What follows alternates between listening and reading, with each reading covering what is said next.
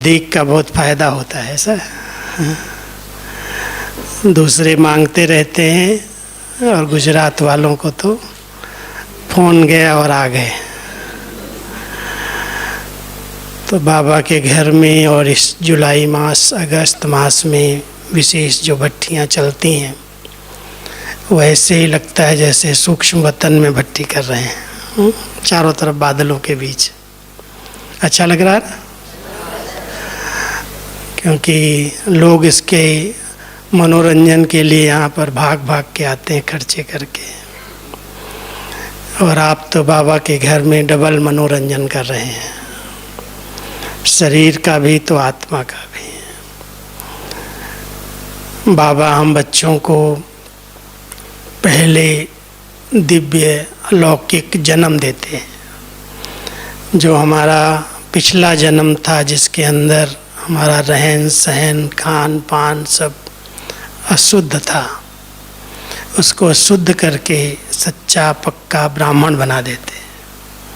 तो जो यहाँ आज बैठे हैं सब अपने आप को समझते हो कि हम बाबा के सच्चे पक्के ब्राह्मण बच्चे हैं। ब्राह्मण हैं जो हाथ उठाओ, पक्के ब्राह्मण हैं। अच्छा नहीं, क्योंकि ब्राह्मण बनने के बिना तो फरिश्ता और देवता बहुत बड़ी बात है बनना। पहले तो हमें सच्चा पक्का ब्राह्मण ही बनना पड़ता है, और आज बाबा ने कहा सच्चा पक्का ब्राह्मण वो है जिसका हर कार्य विधि पूर्वक हो और उसमें शुद्धि हो। शुद्धि और विधि दो बातों पर विशेष अंडरलाइन। तो ब्राह्मण जन्म मिलते ही शुद्धि की बातें तो मैं समझता हूँ सब ने अच्छी तरह से समझी हैं, क्योंकि शुद्धता स्वच्छता एक ब्राह्मण जीवन का पहला आधार है। अगर स्वच्छ नहीं है, शुद्ध नहीं है, तो उसको ब्राह्मण ही नहीं कह सकते। अशुद्धता है, अस्वच्छता है, अपवित्रता है तो ब्राह्मण नहीं है। तो हम सब बाबा के बच्चे जिस दिन से निश्चय होता है उसी दिन संकल्प कर लेते हैं कि बाबा हम सब स्वच्छ शुद्ध पवित्र जीवन में रहेंगे।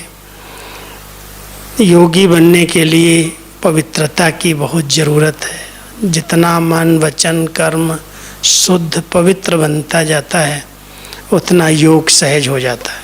क्योंकि पहला स्लोगन बाबा का यही हमें मिला, बी होली बी योगी।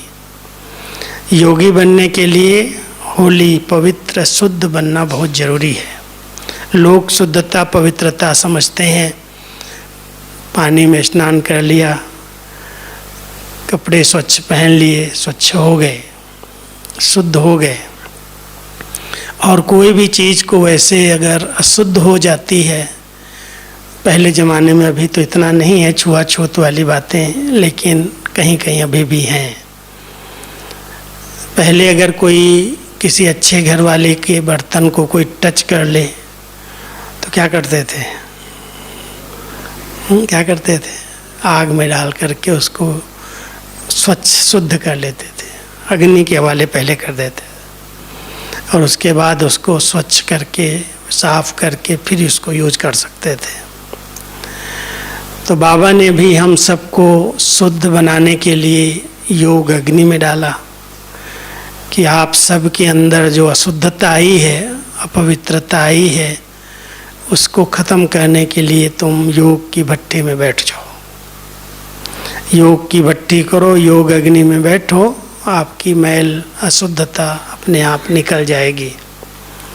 पानी में स्नान करने से तो शरीर की अस्वच्छता निकल सकती है, अशुद्धता दूर हो सकती है, लेकिन ये अंदर से आत्मा जो अस्वच्छ बन गई है, अशुद्ध बन गई है, उसको शुद्ध बनाने के लिए बाबा की याद योग अग्नि है। बिना योग अग्नि के वो शुद्ध नहीं होती। लेकिन ब्राह्मण जीवन में बाह्य स्वच्छता और आंतरिक स्वच्छता दोनों की बहुत ज़रूरी है, बहुत ज़रूरत है। क्योंकि अगर विचार शुद्धि नहीं है, मैं 7-8 प्रकार की स्वच्छता बताता हूँ। योगी जीवन में, ब्राह्मण जीवन में जो शुद्धता है वो पहली है विचारों की शुद्धता।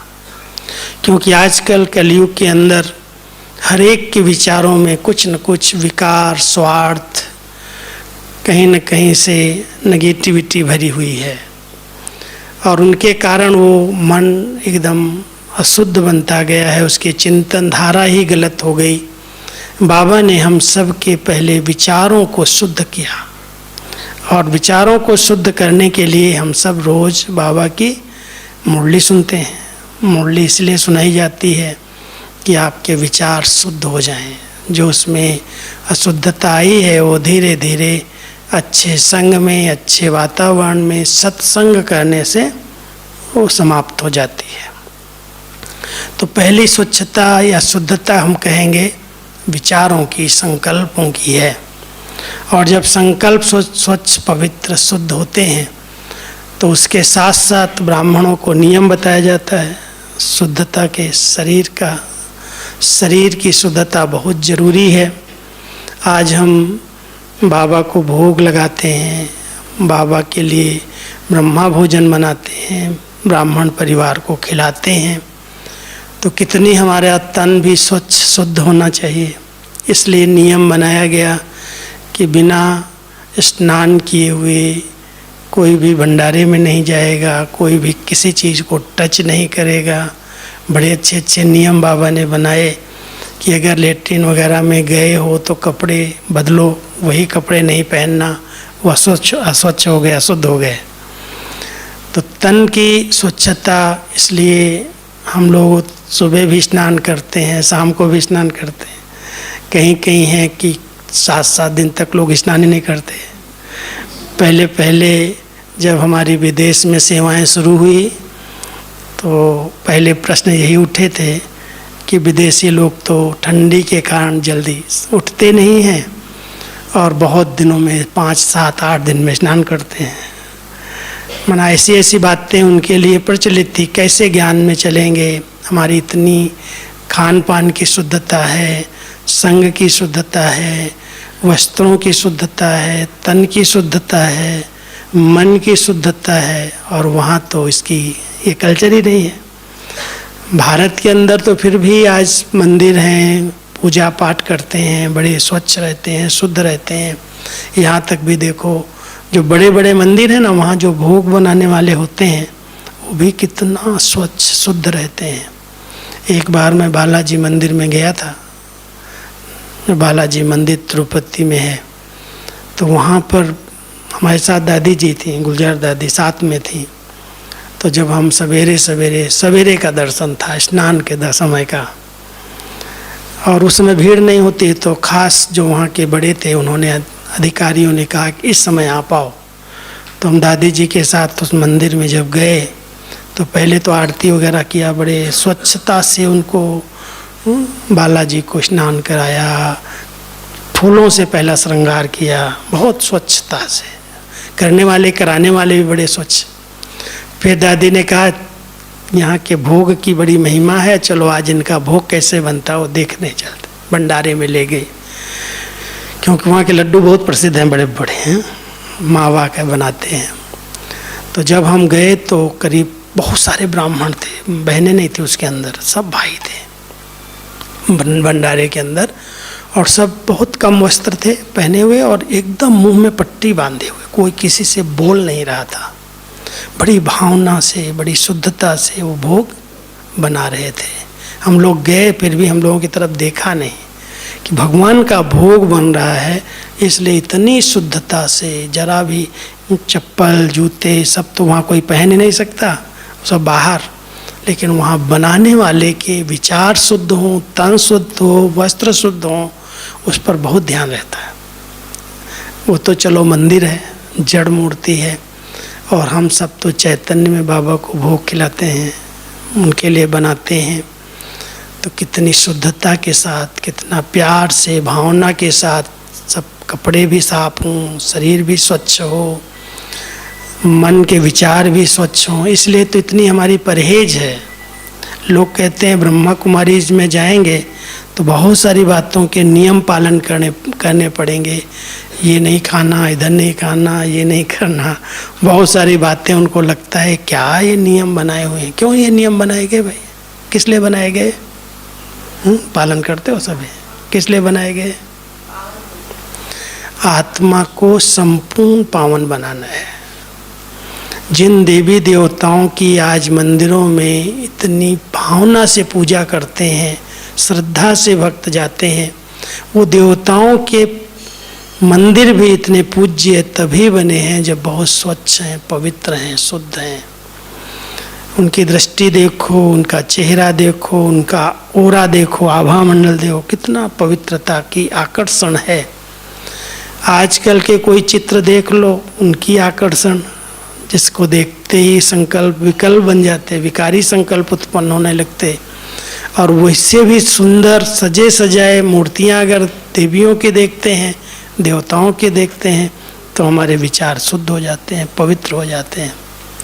तो वो शुद्धता संगम पर ब्राह्मणों ने इतनी धारण की है, तब तो भक्ति मार्ग के अंदर उसके आधार से इतने अच्छे श्रेष्ठ मंदिरों में शुद्धता के आधार से पूजा हो रही है। उनके दर्शन से लोग प्रसन्न हो जाते हैं। तो हम सब इस साकार में, इस जीवन में रहते हुए पहले अपने विचारों को बहुत शुद्ध और पवित्र बनाएं। किसी के प्रति भी व्यर्थ न सोचना है। जो हैं जैसे हैं सब अच्छे हैं, सब अच्छे हैं। अगर दोष दृष्टि है, किसी की कमी कमजोरी का वर्णन चिंतन है, तो भी बाबा इसको कहते हैं कि ये भी तुमने अपने मन पर, बुद्धि पर किसी के कीचड़े को भर लिया। कोई अपनी गंदगी, कोई अपनी कमी कमजोरी निकाल करके फेंकना चाहता है, उसको देखने की बजाय आपने देख करके उसको नोट कर लिया ये व्यक्ति ऐसा है, तो वो जो गंदगी फेंकने वाला, निकालने वाला व्यक्ति है, और आपने अपने अंदर ले लिया कि ये व्यक्ति ऐसा है, उसके अवगुण, उसके दोष आपने नोट कर लिए, तो ये भी तो अपने मन में गंदगी आ गई ना, अस्वच्छता आ गई, अशुद्धता आ गई।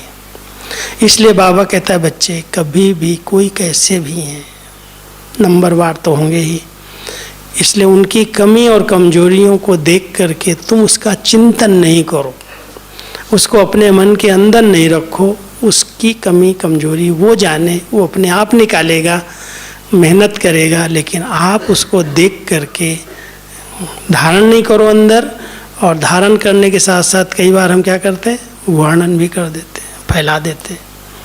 आज कहीं पर कोई अगर गंदी चीज़ पड़ी हुई होती है, तो हम उस रास्ते से अगर जा रहे होते हैं तो क्या करते हैं, हटाते हैं उसको? हटाते नहीं हैं उसको, अपने आप को किनारा करके नाक पर रुमाल रख करके साइड से निकल जाते हैं।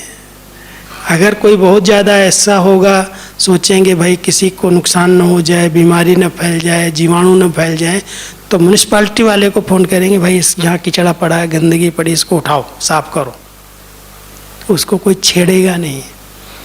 इसलिए बाबा हम बच्चों को कहता है, अगर कोई कमी कमजोरी संस्कार कुछ भी किसी का दिखाई भी देता है, तो आप बच्चे उसको अपने को सेफ करो, उसको छेड़ो नहीं, उसको बार बार इधर उधर बातों को फैलाओ नहीं, वर्णन नहीं करो। नहीं तो इस ब्राह्मण परिवार में भी कई ऐसी बीमारियां फैल जाती हैं, जीवाणु फैल जाते हैं, जिसके कारण जो हमारा उमंग है, उत्साह है, वो ख़त्म हो जाता है।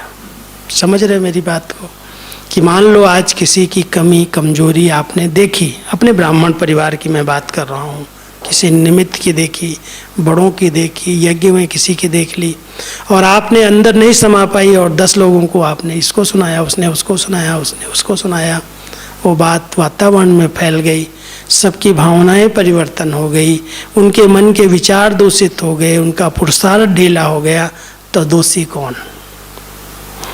जिसने किया उससे भी अधिक दोषी जिसने फैला दिया उस बात को। इसलिए बाबा हम बच्चों को कहते हैं, बहुत दिल की स्वच्छता चाहिए, भावनाओं की स्वच्छता चाहिए, मन की स्वच्छता चाहिए, वो शुद्धता जिसमें जरा भी कोई भी किसी का भी अपनी भी कमियों को ज़्यादा सोच सोच करके भारी नहीं हो जाओ। हैं संस्कार हैं, कमी कमजोरियां हैं, हम पुरुषार्थ कर रहे हैं समाप्त हो जाएं, योग कर रहे हैं, मुरली सुन रहे हैं, नियमित कुछ न कुछ अपने लिए पुरुषार्थ कर रहे हैं कि हमारे कोई ऐसे कड़े संस्कार हैं, किसी विकार के अधीन हम रहे हैं, उसको हम सहज समाप्त करें। समाप्त करने का पुरुषार्थ कर रहे हैं, जिससे हम बिल्कुल स्वच्छ और पवित्र बन जाएं।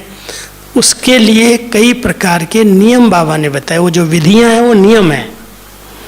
शुद्धि आंतरिक है और उस शुद्धि को प्राप्त करने के लिए विधियां हैं, और वो विधियों को अगर हम दृढ़ता के साथ पालन करते हैं तब हम कहते हैं हम सच्चे पक्के ब्राह्मण हैं।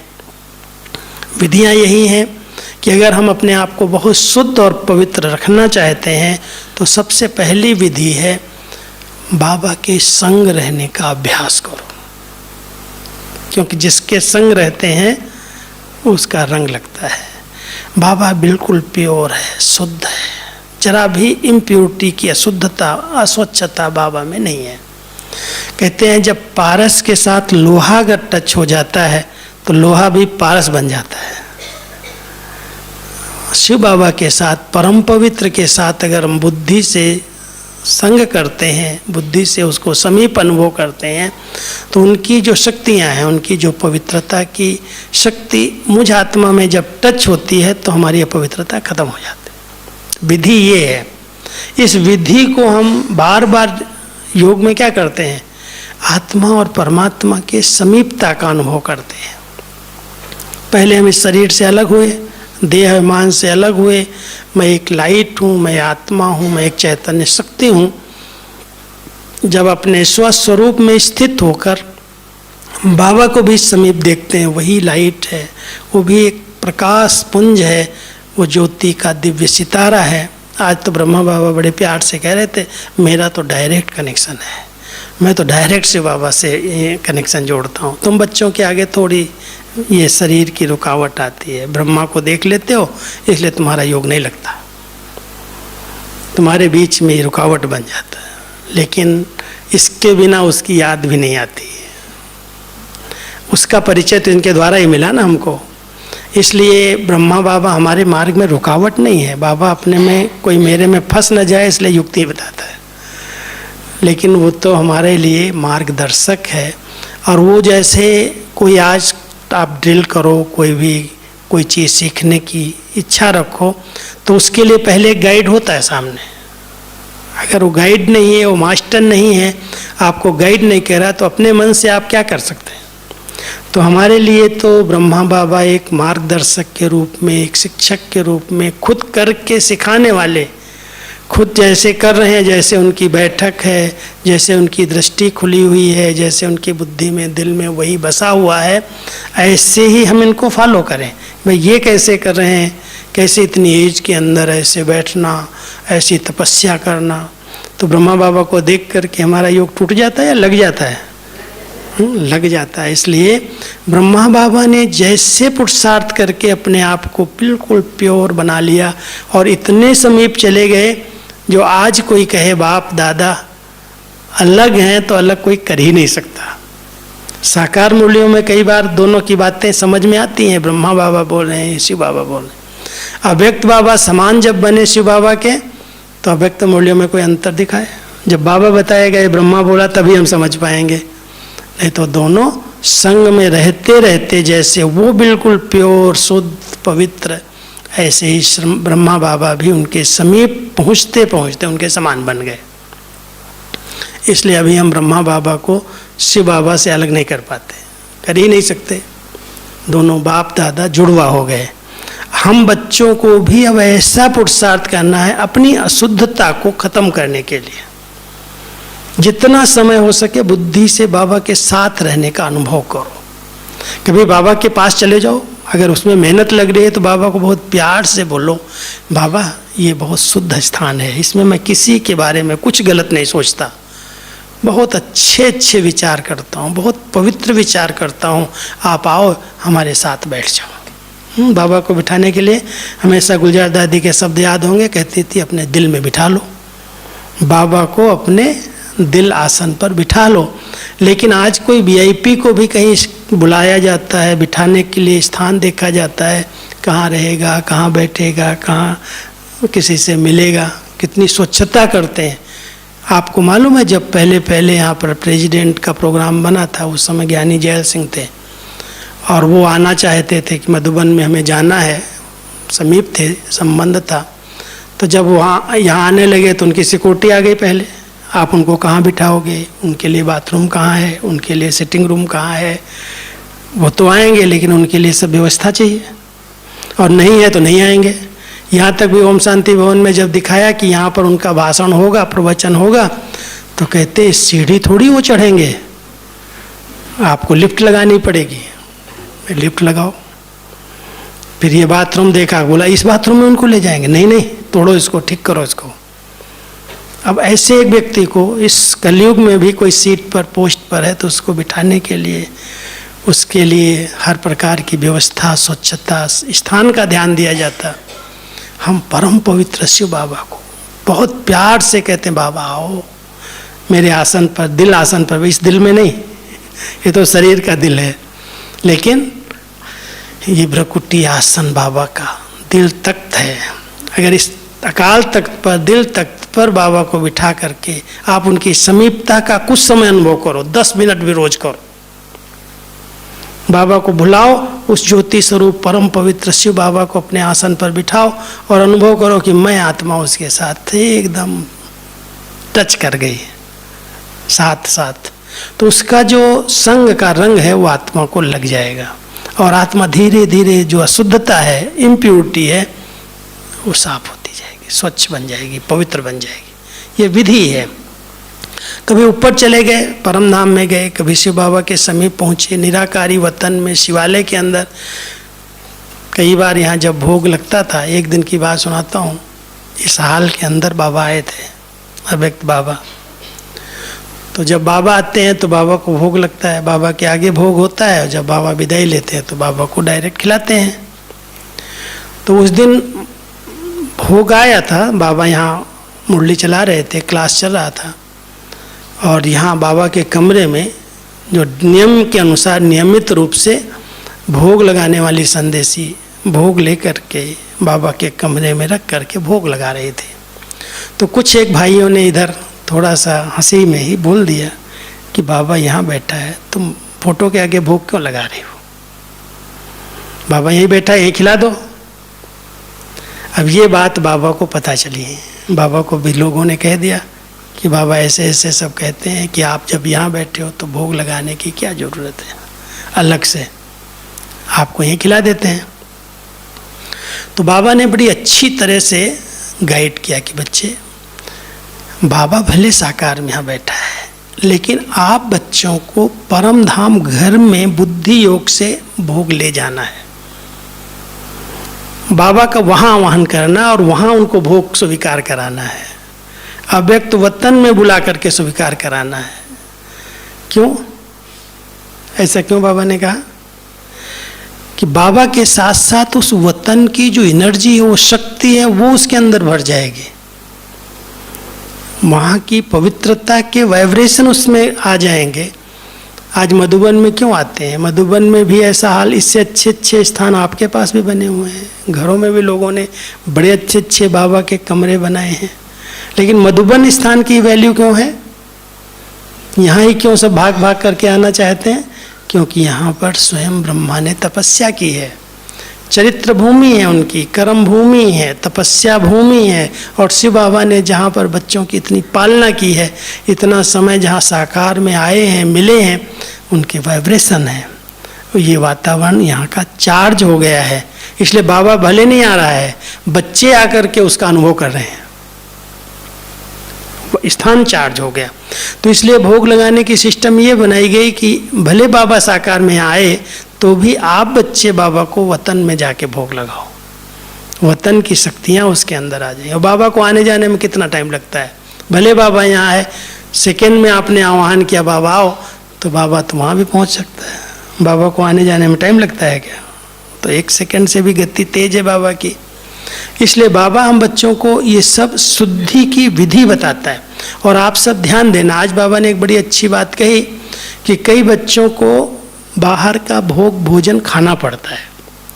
कारण बताया बाबा ने, सबके लिए नियम नहीं है वो, कोई है जो नौकरी कर रहे हैं, अगर उनको मना किया जाएगा हम नहीं खाएंगे, नहीं पिएंगे, तो उनको नौकरी से निकाल दिया जाएगा।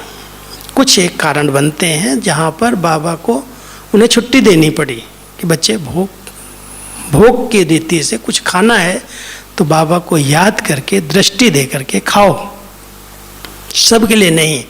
लेकिन जो ऐसे ही है, एक बार बाबा से दो भाई आए बाबा से पूछने, दोनों चार्टेड अकाउंटेंट थे। एक को बाबा ने कह दिया बच्चे तुमको बिल्कुल नहीं कुछ चीज़ बाहर की लेनी है, और दूसरे को कहा हाँ बच्चे पी सकते हो, ले सकते हो।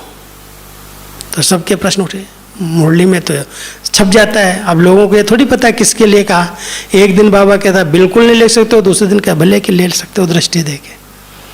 लेकिन एक बच्चे को जो नौकरी करने वाला था, जो गवर्नमेंट की सर्वेंट था, उसको कहा तुमको तो लेना पड़ेगा, तुम ले सकते हो, लेकिन लेने की विधि है। ऐसे नहीं जो आया खा लिया, जहाँ आया खा लिया। जो भी ऐसी जरूरी है, बहुत ज़रूरी है, जहाँ समझ रहे हो कि हमारी नहीं चलने वाली है, वहाँ पर दृष्टि दे के बहुत प्यार से बाबा की याद में खाओ। लेकिन जो बिल्कुल इंडिपेंडेंट है, अपना बिजनेस अपनी तरह से वो अपनी प्रैक्टिस कर रहा है, उसको बाबा तुमको क्या ज़रूरत है किसी के हाथ के खाने की, तुमको नहीं खाना है, तुम्हारे लिए पाप है वो। इसलिए शुद्धि की विधि, जो भी कर्म करो उसको, कोई परिस्थितियां ऐसी होती हैं, मान लो कोई है जिनको शादी ब्याह में जाना पड़ता है, बाबा मना नहीं करता है, भले जाओ, लेकिन शुद्धता में कोई भी विघ्न नहीं आने चाहिए। ऐसे नहीं उनको देख करके उनकी तरह से खाना, उनकी तरह से पहनना, उनकी तरह से नाचना, वो जो बाह्य मुक्ता है, देहमान है, उसको त्यागना है। मना थोड़ी है। बाबा कई बार कहते जाओ बच्चे सेवा के लिए, जहाँ भी जरूरत है वहाँ जाओ, सेवा के लिए जाओ, बाकी दिखावा के लिए, फैशन के लिए, मौज मस्ती के लिए नहीं जाना। ये विधियां हैं आत्मा को संपूर्ण पावन बनाने के लिए। जितने नियम, जितनी मर्यादाएं, जितनी धारणाएं हम सब कर रहे हैं, आज बाबा कहते हैं अगर विचारों को शुद्ध रखना है, स्वप्नों को शुद्ध रखना है, तो आजकल की दुनिया के अंदर जो मोबाइल में इधर उधर बहुत सारे इंटरनेट पर गंदगी है, अस्वच्छता है, आप उसका जो इंटरेस्ट है देखने का, पढ़ने का, बार बार उस पर ध्यान देने का, उससे तो आपको परहेज करनी पड़ेगी। अगर कोई इस विधि को अपना नहीं रहा और कहे हम तो बड़े शुद्ध पवित्र हैं, पवित्र रह सकेगा, शुद्ध रह सकेगा?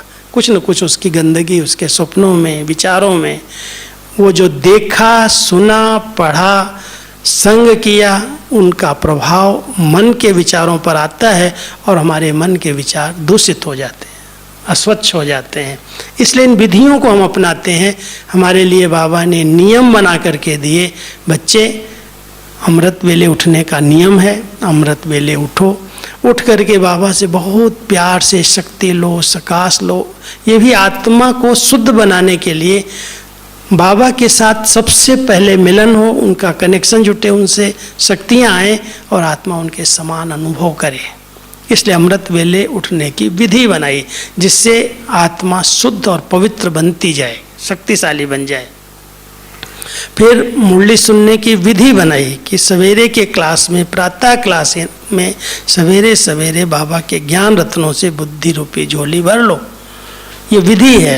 अगर कोई इस विधि को पालन नहीं करता है और फिर दिन के अंदर कोई भी प्रॉब्लम आती है, तो कितने व्यर्थ संकल्प, विकल्प, कितना समय हमारा व्यर्थ जा रहा है, क्योंकि उसका हल हमें दिखाई नहीं देता।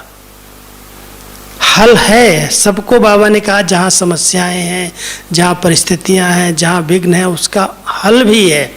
कोई कारण है तो उसका निवारण भी है, लेकिन निवारण के ऊपर आपका ध्यान नहीं है तो कारण आपको परेशान कर रहे हैं, परिस्थितियां आपको परेशान कर रही हैं, क्योंकि आपको स्व स्थिति बनाने पर अटेंशन नहीं है। अगर स्व स्थिति पर कोई का ध्यान है, सवेरे सवेरे अपनी स्व स्थिति को अच्छा बनाने के लिए उसने मुरली सुनी है, मनन चिंतन किया है, बहुत सारी विधियां युक्तियां बाबा से ली है, तो दिन के अंदर कोई भी बातें आएंगी, सहज रीति से पार हो जाओगे। बातें किसके आगे नहीं आती, सबके आगे आती।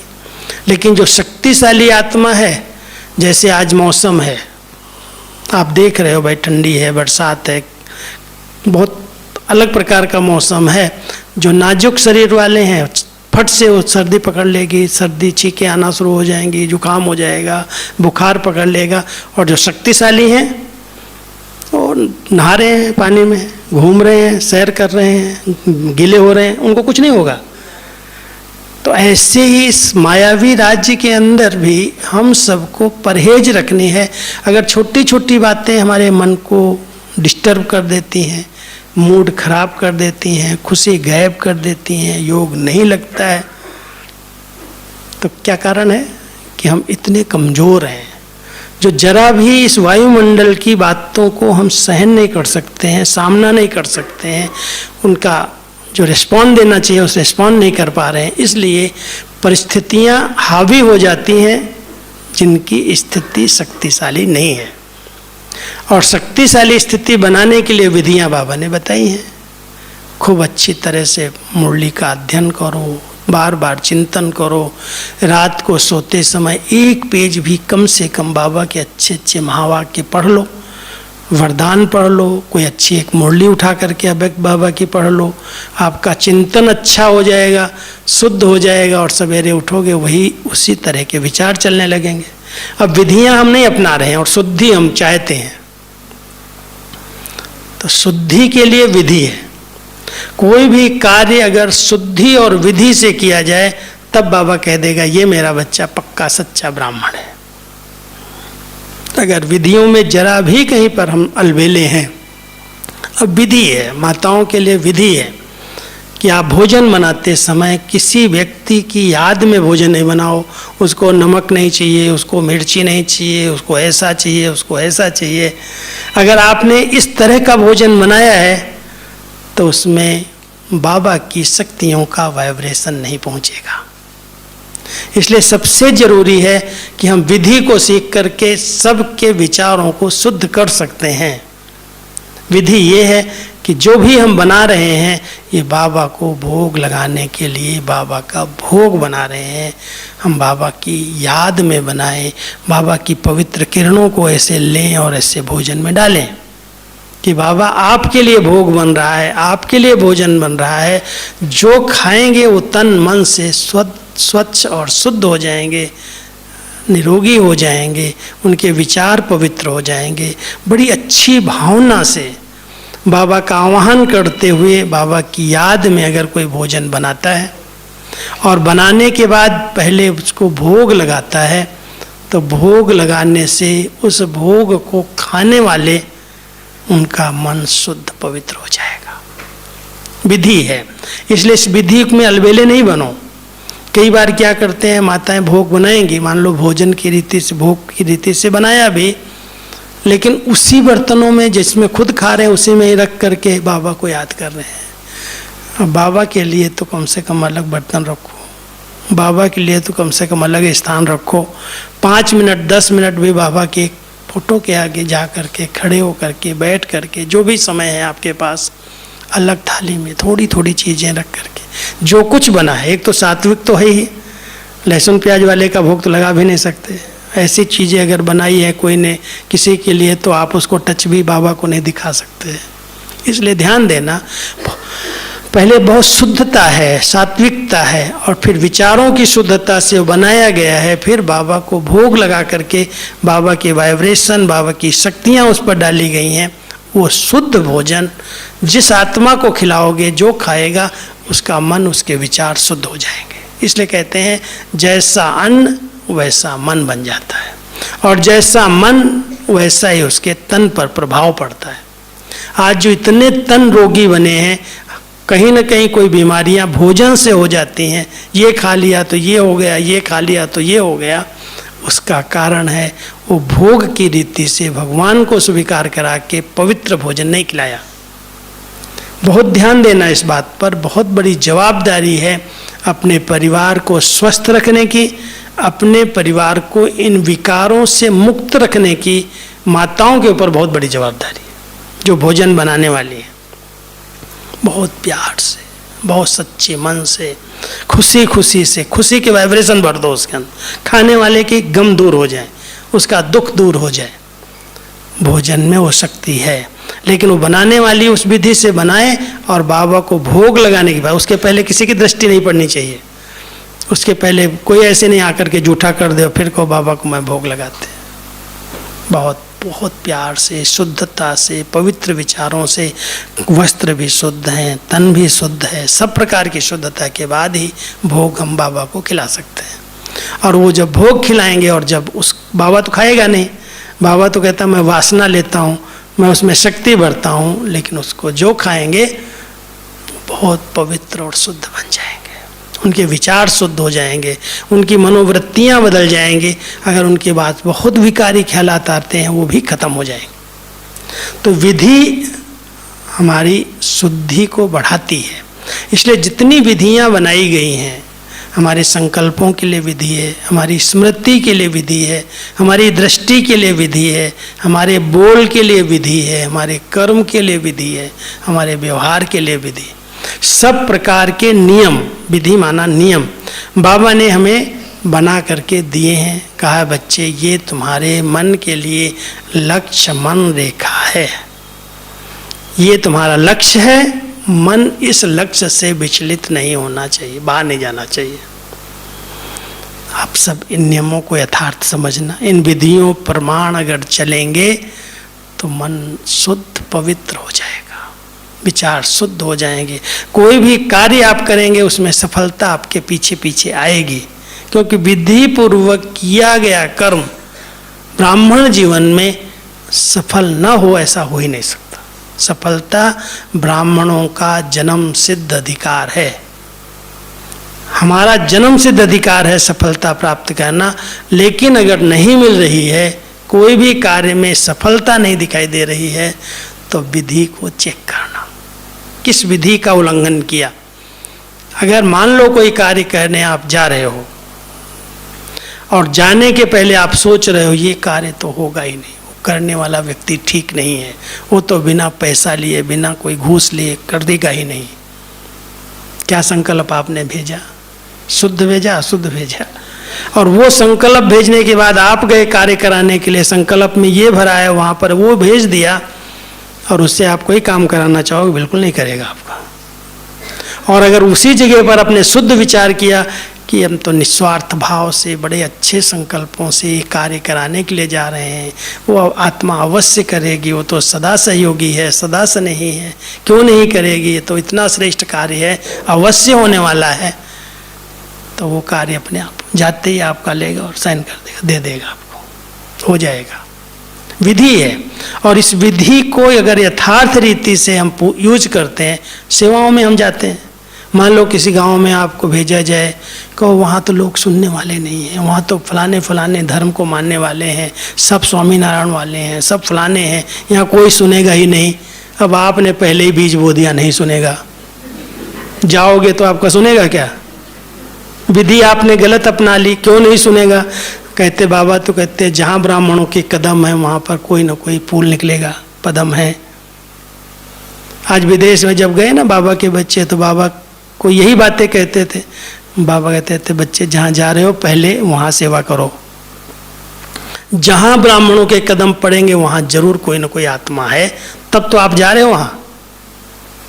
जितना पॉजिटिव विचार लेकर के गए वहाँ देखो कितने लोग आने लगे। सवेरे अमृत वेले आज हम भारत के सेंटर पर जाते हैं, कई कारण होंगे मैं नहीं कहता, लेकिन यहाँ पर अमृत वेले योग में देखो तो सब आए हैं, जो बैठे हैं आकर के वो भी झूम रहे हैं। कोई तो आएंगे ही नहीं, कोई तो थके हुए होंगे। लेकिन हमने वहाँ देखा सेंटर्स पर सुबह सुबह 4 बजे, लंदन में देखो, अमेरिका में देखो, इतनी ठंडी के बीच में, जो हम सब कभी सोचते थे वो कभी उठते नहीं होंगे। मैं आपको बताऊं, मैं लंदन में गया तो मेरे क्लास में एक दिन 700 लोग थे, 700 लोग लंदन के क्लास में। सवेरे सवेरे 4 बजे आ गए योग करने, अमृत वेला करने के लिए, मुरली सुनने के लिए। क्या है, भावनाएं हैं, प्राप्तियां हो रही हैं। और स्नान पानी करके आते, इतनी ठंडी में बर्फ पड़ रही है, ठंडी के अंदर आते हैं, लेकिन फिर भी उन नियमों को पालन करने में नंबर 1 है। हम सब अलबेलेपन को छोड़ें। बाबा ने जो विधियां बताई हैं बहुत स्वच्छता से, पवित्रता से, बहुत नम्रता से, हर बात में हमारा कल्याण समाया हुआ है।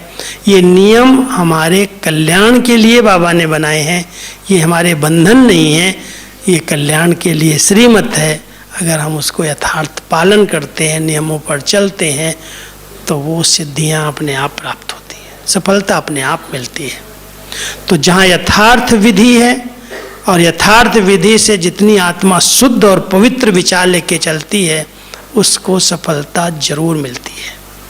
इसलिए हम सब बाबा के बच्चे सच्चे पक्के ब्राह्मण बने, उसके लिए एक तो संग की बहुत परहेज करना। जो व्यर्थ बोलने वाला है, जो व्यर्थ चिंतन करने वाला, पर चिंतन करने वाला व्यक्ति है, वो हमारा दोस्त नहीं है। उसके संग में बैठोगे तो आपकी बुद्धि में कहीं नहीं कहीं गंदगी भर देगा। फलाना ऐसे करता है, फलाना ऐसे करता है, वहाँ ऐसे होता है, बातें तो बड़ी बड़ी करते हैं, लेकिन ऐसे करके आपका सब कुछ सुना देगा, बुद्धि गंदी हो जाएगी। इसलिए कोई भी गंदगी को बुद्धि के अंदर जाने नहीं देना, वो अशुद्धि है। इसलिए संग की बहुत परहेज, भोजन की बहुत परहेज करने वाली आत्मा शुद्ध रह सकती है। अगर शुद्ध नहीं है तो ब्राह्मण नहीं है। इसलिए सबसे पहले ध्यान देना कि संग क्या करना है, पढ़ाई क्या करनी है, भोजन कैसे करना है, अन्य नियम जो हैं, अमृत वेले योग कैसे करना है, मुरली कैसे सुननी है, नुमाशाम योग कैसे करना है, और रात्रि सोने के पहले की स्थिति कैसी बनानी है। रात्रि में सोने जाते हैं, अगर टीवी देखते देखते सो गए, चलो टीवी नहीं देख रहे हैं तो मोबाइल देख रहे हैं, और देखते देखते इधर उधर घूमते वर्ड का सैर करते करते चले गए, सो गए, तो स्वप्न क्या आएंगे, अमृत वेला कैसा होगा। अब ये नियम, ये विधि को आप उल्लंघन कर रहे हो और कहते हो मेरा योग नहीं लगता है, मुझे अमृत वेले नींद आती है, मेरे को मजा ही नहीं आता है, क्योंकि विधि आपकी शुद्ध नहीं है, ठीक नहीं है। बाबा ने कहा है बच्चे रात को सोने के पहले कम से कम 10 मिनट बाबा की याद में बैठो, बाबा को अपना सारा पोता मिल दो। आज की दिनचर्या मेरी इस तरह से व्यतीत हुई है, इस श्रीमत का छोटा मोटा उल्लंघन हुआ है, आगे के लिए मैं ध्यान रखूँगा, संकल्प करता हूँ फिर से ऐसी बात नहीं होगी। बाबा को सुनाया, हल्की ड्रेस पहनी, पहले गीत बजता था सोने के समय, सो जा राजकुमारी, सो जा राजकुमारी, और जब जगने का समय होता था तो गीत बजता था जाग सजनिया जाग। रात को राजकुमारी थी और रात को सो करके जब सवेरे उठी तो सजनी के रूप में उठी। क्यों अंतर आ गया? राजकुमारी क्यों कहा? राजकुमारी कोई चिंता नहीं है, निश्चिंत स्थिति है, सब कुछ बाबा के हवाले किया और बिल्कुल लाइट ड्रेस में हल्के होकर के राजकुमारी की तरह बिल्कुल बेफिक्र होकर सो जाओ, कोई फिक्र नहीं है। लेकिन जब उठे फिर से कार्य व्यवहार में आना है तो सब घर की सजनियाँ जानते हैं कितनी जवाबदारी होती है, बच्चों को तैयार करना, सफाई करनी, ये करना, ये करना, बहुत सारे कार्य होते हैं। तो कार्य की जवाबदारी लेकर के हम दिनचर्या प्रारंभ करते हैं, लेकिन जब दिनचर्या पूरी हो गई तो रात को सोते पहले बाबा को सुना के सब हल्का होकर के बहुत फ्रेश होकर के सो जाते हैं। ये विधियां हैं, और इन विधियों को जिस ब्राह्मण आत्मा ने यथार्थ रीति से समझा है, पालन किया है, उसकी बहुत पक्की ब्राह्मण जीवन है, कोई भी अशुद्धता उसके अंदर नहीं रहती, वो योगी बन जाता है, युद्ध करना उसका समाप्त हो जाता है। अभी तक युद्ध करते, मान लो आज कोई 10 साल 15 साल 20 साल से ज्ञान में चले और फिर भी एक एक विकार को, काम को जीतने में उसको विघ्न आ रहे हैं, मेहनत लग रही है, क्रोध को जीतने में इतनी मेहनत लग रही है, छोटी छोटी बातों में डिस्टर्ब हो जाता है, मूड खराब हो जाता है, खुशी गायब हो जाती है, आवेग आ जाता है, आवेश आ जाता है, किसी से ईर्ष्या हो रही है, किसी से नफरत है, किसी से बहुत प्यार हो गया, कहीं आकर्षण है, कहीं विकर्षण है। ये सब क्या है? ये सब अशुद्धता है, और इस अशुद्धता को हम तभी समाप्त कर सकते हैं जब हम विधि पूर्वक अपनी दिनचर्या को पालन करें। जो विधियां बाबा ने अमृत वेले से रात्रि तक सोने तक बनाई हैं, आप एक एक बात को समझ करके श्रीमत क्या कहती है उसी प्रमाण चलते चलो। ये बड़ी सहज योगी जीवन है, योगी जीवन है, योग लगाने वाले हम नहीं हैं। लगाया तो 1-2 घंटा जाएगा। जीवन तो सदा काल के लिए होती है। खाना पीना रहना घूमना खुश्क जीवन नहीं है, सुस्त जीवन नहीं है, मस्त जीवन है, योगी जीवन है। तो उस योगी जीवन का आनंद लो और हर नियम मर्यादा को, विधि को यथार्थ रीति से पालन करो। जितनी आत्मा शुद्ध और पवित्र बन जाएगी, उसको बाबा के सदा साथ का अनुभव होगा, सफलता का अनुभव होगा। जो संकल्प करेगी वो सिद्ध होने लगेगा।